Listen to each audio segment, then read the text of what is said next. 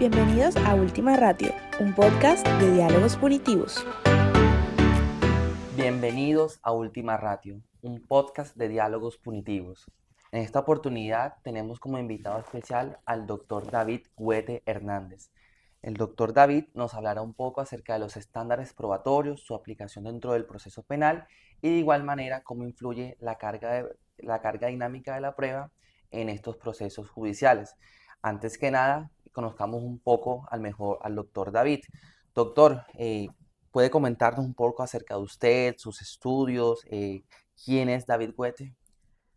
Vale, buenos días a todos y a todas. Mi nombre es David Modesto Huete Hernández. Yo soy abogado egresado de la Universidad Libre de Barranquilla. Soy especialista en responsabilidad y seguros de Uninorte, magíster en Derecho de Uninorte, magíster en Argumentación Jurídica de la Universidad de Alicante, doctor en Derecho de la Universidad del Norte, actualmente maestrando en la Universidad de Girona en Razonamiento Probatorio.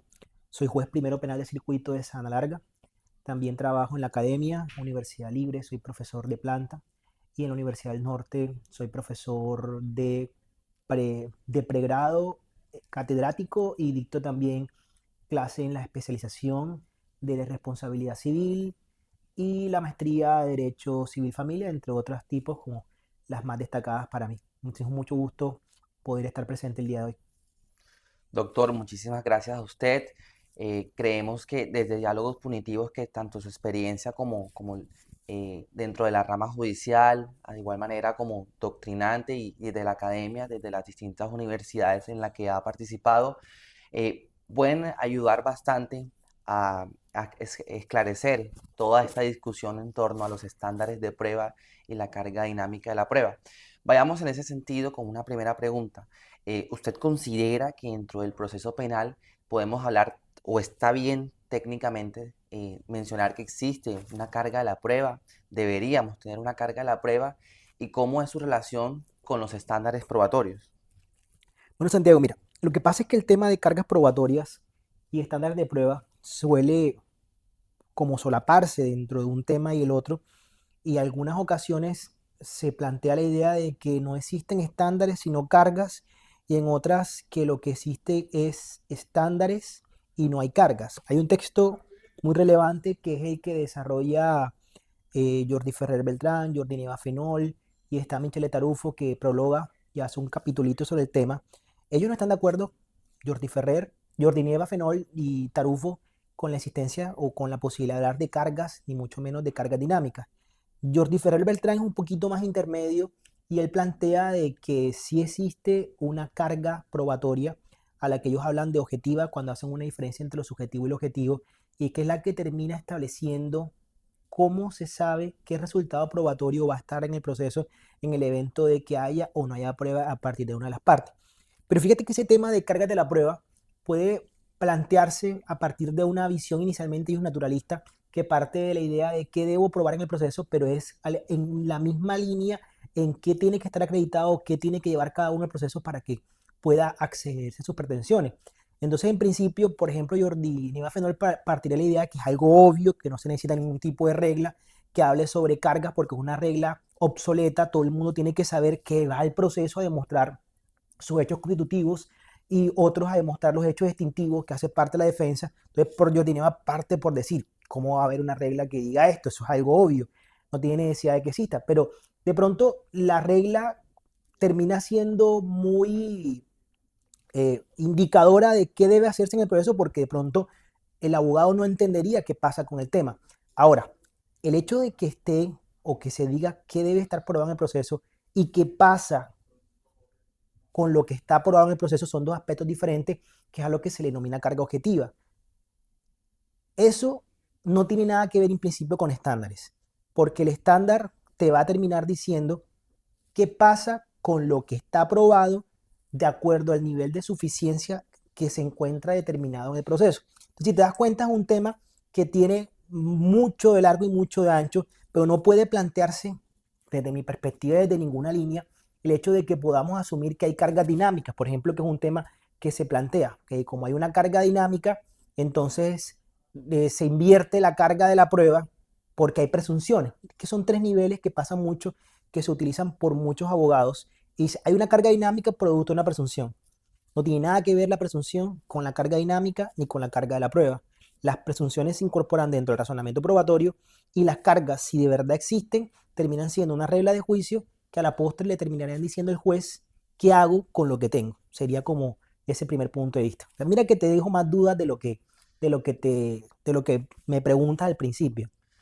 En efecto, doctor, y estoy seguro que todos nuestros oyentes les gustaría conocer esa postura, quizás polémica, que tiene la Corte Suprema de Justicia en el sentido de que para ciertos delitos, concretamente, por ejemplo, el lavado de activos, el enriquecimiento ilícito, la Corte ha venido argumentando que en principio, por supuesto que le corresponde a la Fiscalía el deber de demostrar o destruir la presunción de inocencia del procesado, pero entonces la Corte considera que bajo estos supuestos, estos delitos, está el procesado en una mejor posición de probar su inocencia, en efecto, que no hubo delito lavado de activos, no hubo enriquecimiento ilícito. ¿Usted qué opina al respecto? Quizás es alguna variación que deba modificarse, es alguna postura que debamos incluso repensar desde la academia. Bueno, mira, Santiago, las cargas son las cargas y de pronto puede parecer que el término se solapa con el de deber, pero la carga no tiene nada que ver con los deberes ni con las obligaciones procesales. Es importante también clarificar ese punto dentro del tránsito porque también ocurre mucho de ese tipo de decisiones. La carga simplemente implica llevar a cabo una actividad dentro del proceso. Eso es lo que se realiza o se toma en cuenta como cargas.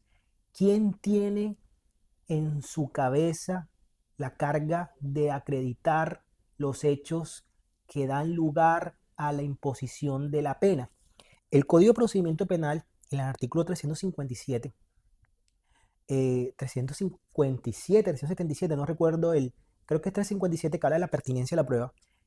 Tiene una regla que yo le he mirado en la pertinencia y termina señalando que el hecho constitutivo y el hecho instintivo recae. El primero en cabeza de la fiscalía y el segundo en cabeza de la defensa, pero igual la fiscalía podría demostrar el hecho instintivo y los elementos que están o que se llevan a cabo en cabeza o que tienen relación con la pena. Si partimos de esa idea, el hecho constitutivo de la sanción penal o los hechos que se habla como jurídicamente relevantes de la sanción penal son siempre en cabeza de la fiscalía. ¿Qué son las presunciones entonces? Las presunciones son reglas que modifican la manera en cómo se razona, no las cargas, porque las cargas implican una actividad. Las presunciones una forma de razonar. Nuevamente vuelvo al principio.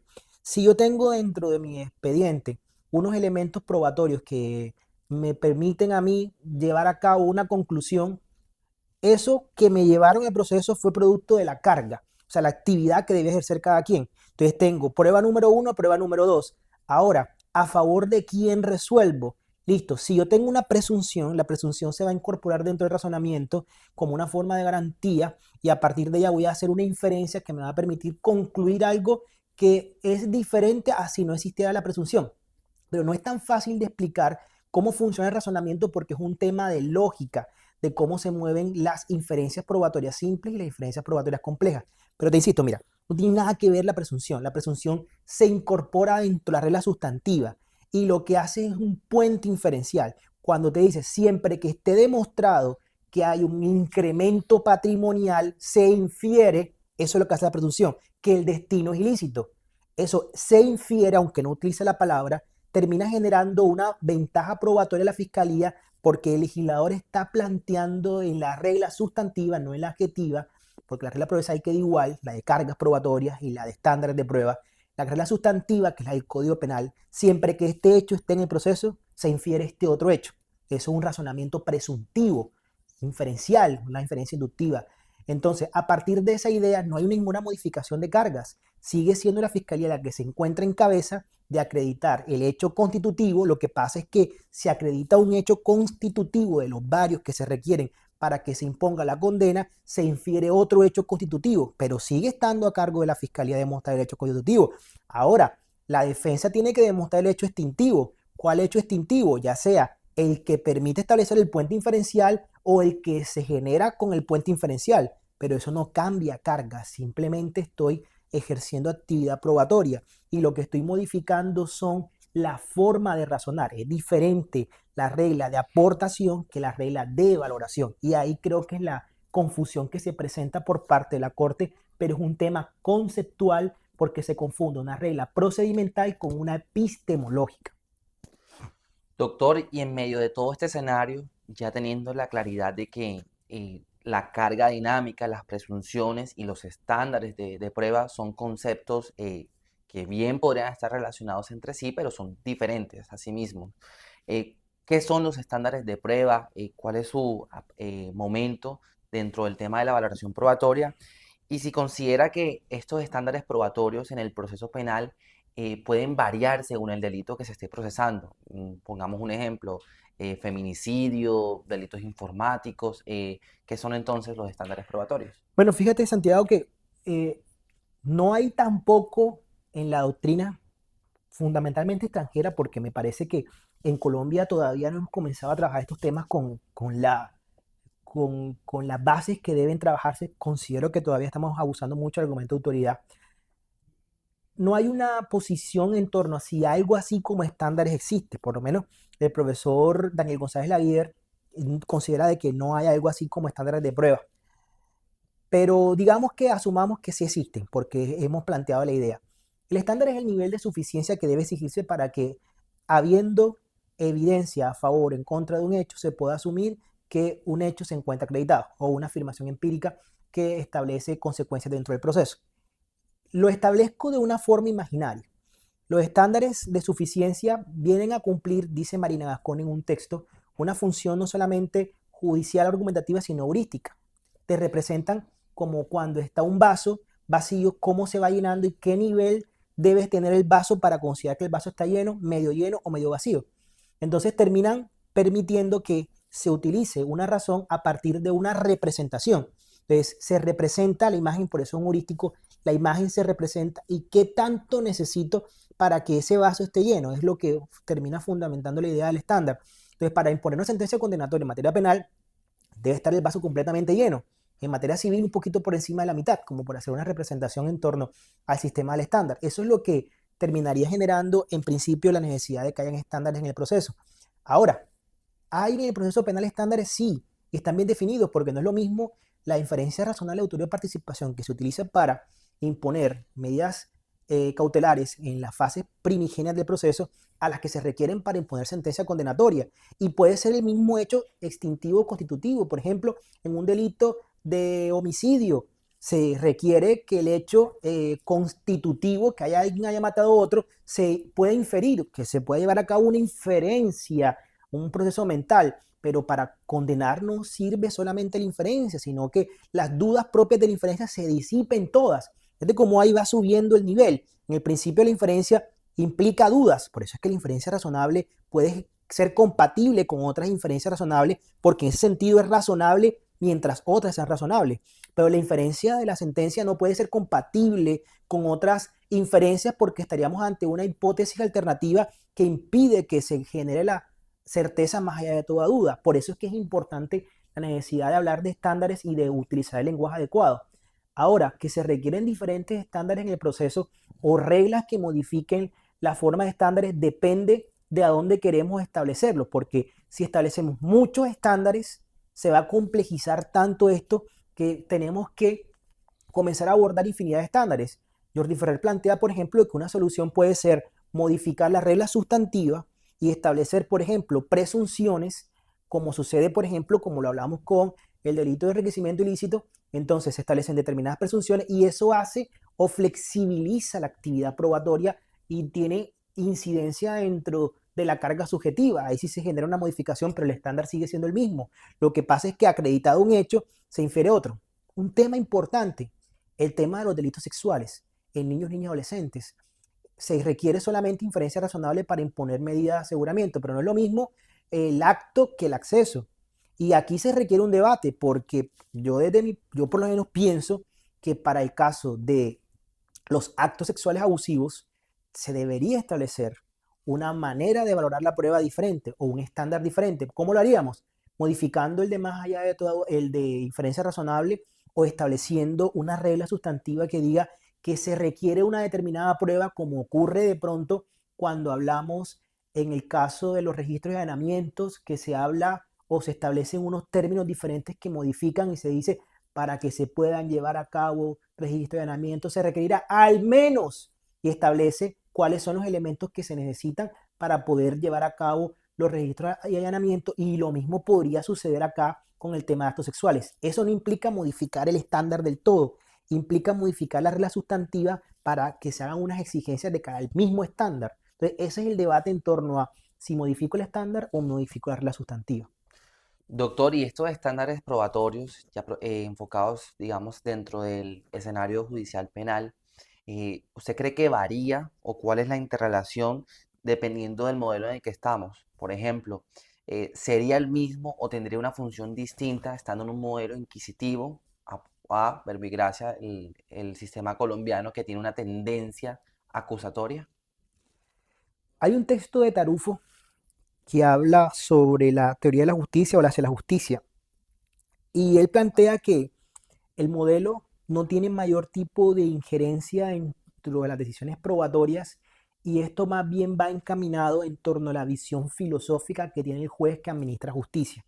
Porque independientemente del modelo, o lo que hace el modelo es establecer una manera en cómo se desarrolla la actividad o intraprocesal y otra cosa es cómo el juez piensa en torno a una visión de justicia y para qué sirve el proceso con esa visión de justicia.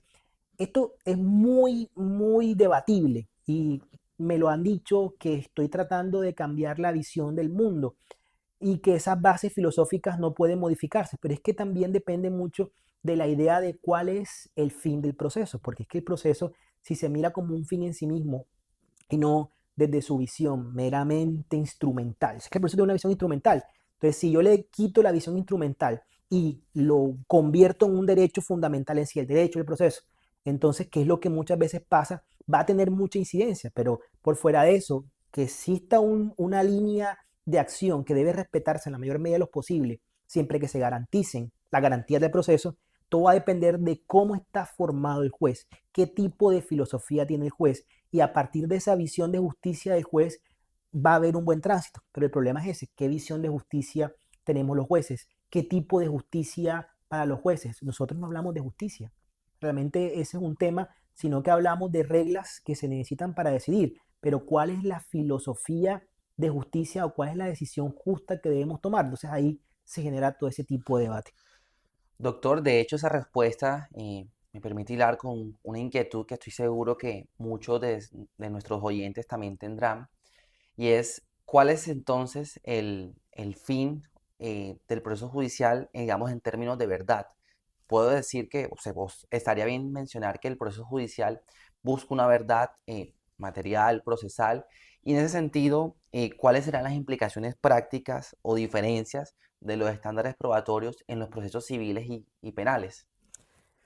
Mira, Santiago, hay un tema del que yo tuve la oportunidad de escribir y es sobre Dworkin. Nuevamente te vuelvo y te traigo el tema de la visión de justicia para comenzar a hablar sobre cuál es el fin del proceso y si tiene que ver algo con el estándar. El estándar es un concepto eminentemente procesal y la verdad, traer el proceso también se termina convirtiendo en un tema evidentemente procesal. Ferraioli habla de que deben haber garantías en el proceso y esas a las que debemos apuntarles. Mirar cuáles son nuestras garantías. Teniendo claro cuáles son esas garantías, obviamente debemos llegar a una verdad, que es una verdad como correspondencia, que es la idea. Es muy difícil de que se asuma de que hayan verdades como correspondencia por el mismo hecho de que estamos ante conocimientos inductivos a los que tratamos de llegar en la mayor medida de lo posible. Entonces, insisto, desde mi visión nuevamente de justicia, todo se trata de qué tipo de mentalidad tiene el juez en torno a lo que es una idea de justicia. Si el juez trata en su visión de justicia de lograr maximizar en la mayor medida de lo posible las garantías que están en el proceso para que se logre llevar a cabo la verdad, vamos a alcanzar una justicia. Si no, una justicia que no va a ser real del todo porque de verdad hay siempre una diferencia entre el mundo y el proceso. Son dos escenarios completamente distintos, pero no podemos sentirnos mal si hacemos todo lo posible. Realmente el mensaje del juez Hércules de Dworkin es un mensaje no para que se implementen dentro de la justicia jueces que sean omnipotentes, que conozcan el pasado, el presente, todo, sino jueces que hagan todo su mayor esfuerzo, que tengan una clara idea de cuáles son las garantías que están en el proceso, que permitan maximizarlas, que logren con lo que se tiene, porque realmente las reglas procesales también son productos de consenso y no se pueden por eso desnaturalizar del todo, sino maximizar esas reglas para poder establecer un fin superior. Yo hablo siempre de esa idea, cuáles son nuestros objetivos y cuáles son nuestros fines. Es una visión justnaturalista para utilizar un poco una visión de finis que habla sobre la noción de proyecto de vida. ¿Cuál es el proyecto que tengo yo para el proceso? Y a partir de ahí, ¿cuál es dentro del proceso los bienes básicos que yo tengo que privilegiar frente a otros bienes básicos? Tratar de traer esa idea al proceso para poder maximizar y a partir de ahí ver cómo uno puede lograr lo mayor medida de lo posible. En torno al estándar del proceso civil y el proceso penal, fíjate que no es o sea, es un tema de garantías. Nuevamente vuelvo al mismo punto, el tema de garantías, de la que mucho habla Ferraioli, no de garantismo del tal, que no me gusta mucho utilizar ese garantismo que se trabaja acá. Es un tema de garantías. ¿Cómo maximizo garantías? Y la mejor manera de maximizar garantías frente a una sanción tan desproporcionada como puede ser la privación de la libertad es incrementar el estándar. O sea que lo que hace el estándar es una manera de maximizar una garantía en el proceso a favor de un sujeto. Nuevamente te lo digo. Y lo que trata de hacer no es de pronto encontrar verdades, es cómo garantizo de que el error que se produce debido a esa imposibilidad de traer la realidad al 100% del proceso evite de que se genere una afectación. Entonces maximiza una garantía frente a otra que es la del derecho de libertad. Doctor, muchas gracias. De igual manera, y saliéndonos un poco del hilo conductivo que habíamos tenido dentro de esta conversación, de igual manera, dentro de nuestros oyentes y en general dentro de la discusión jurídica, se debate mucho hoy en día el papel de la inteligencia artificial dentro del escenario judicial. Y en ese sentido, y teniendo a un experto en argumentación jurídica como ¿usted considera que la inteligencia artificial juega o debería jugar algún papel dentro de la argumentación jurídica? Quizás lo haga en el futuro. ¿O cuál es la interrelación entre estas dos figuras? Yo creo que la inteligencia artificial, como los escenarios digitales, como todo lo que es las tecnologías, no puede frenarse. Me parece que sí. Poco a poco vamos a ir hablando cada vez más de lo que va a ser la inteligencia artificial.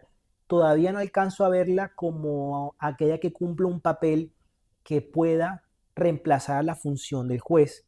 Todavía no alcanzo a verla de que termina reemplazando y decidiendo lo que debería decidir el juez. Pero sí me parece una herramienta importante para organizar la información dentro del proceso. Sobre todo porque cuando nosotros trabajamos con conocimiento empírico, termina siendo información. Y en la valoración de la prueba, por ejemplo, se generan incompatibilidades lógicas y epistemológicas. Y ese tipo de incompatibilidades, a veces cuando hay mucha información, es difícil de organizar. Entonces uno podría tener de pronto como tipo de herramientas que las hay, la forma de organizar esa información sin necesidad de trabajar uno elemento a elemento, sino con algo que te lo organice y te pueda mostrar esquemas de razonamiento para poder llevar a cabo las relaciones inferenciales complejas que surgen de esas compatibilidades e incompatibilidades. Mira, hay un tema que a mí me gusta mucho que es el hexágono de compatibilidad de Tarufo. Tú lo conoces. En el hexágono de compatibilidad uno lo que hace es que trabaja cada aspecto que se introduce al proceso como relevante a partir de dispositivos lingüísticos de ingreso y las pruebas que se encuentran a favor o en contra de esos eventos que se encuentran incompatibles. Hay veces que es muy fácil poder organizarlos y decir estos se vuelven incompatibles con estos otros, pero cuando hay mucha información, esas incompatibilidades se generan dificultades y hace que se disperse la información.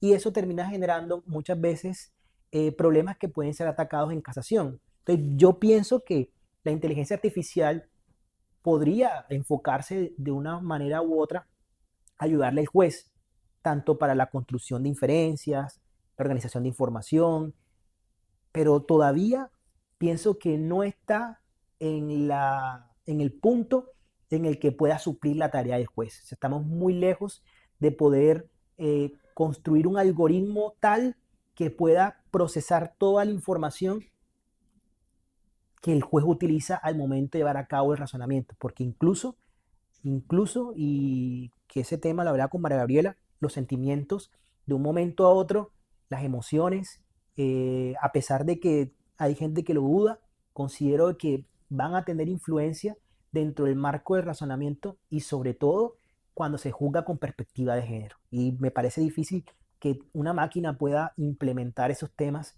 en el marco del razonamiento judicial. Doctor David, muchísimas gracias una vez más desde Diálogos Punitivos, desde Última Ratio, por aceptarnos esta invitación. Esperamos tenerlo en otro espacio y de antemano muchas gracias. Para todos nuestros oyentes dejaremos el perfil del doctor David para aquellos que lo quieran seguir y de igual manera los invitamos a consultar sus múltiples textos académicos sobre la materia. Muchas gracias. Muchas gracias, Javier. Esto fue Última Ratio, un podcast de Diálogos Punitivos. Hasta la próxima.